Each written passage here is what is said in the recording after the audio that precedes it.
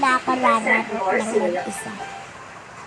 Ganon. Nila malaman ano yung mga upcoming or mga magiging trend for Matulis. Let's Michael, ulit. kamusta na ang sitwasyon dyan at hanggang anong oras ba ang mga visa ngayon?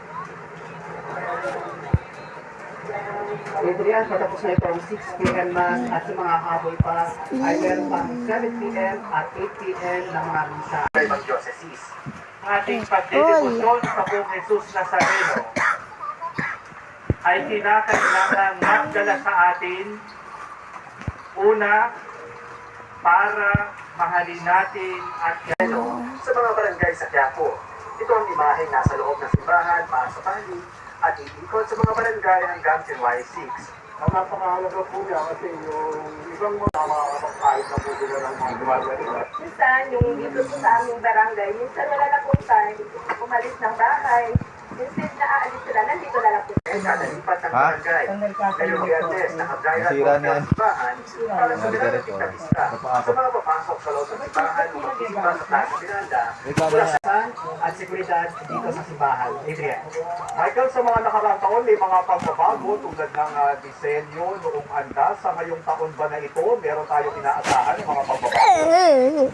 Happy New Year! Happy New Year! Happy New Year! Happy New Year! Happy New Year! Happy New Year! Happy New Year! Happy New Year! Yung isang e-bike na bumabaybay dito sa kabayan ng highway at yung ilang mga namamasadang e-trike na Wow! maaari ring ma-impound ang e-trike kung nagbibigat ito ng panganib sa dali ng trapiko o sa ibang motorista. Okay niyan, ma. Malambot yung pamahalin niya.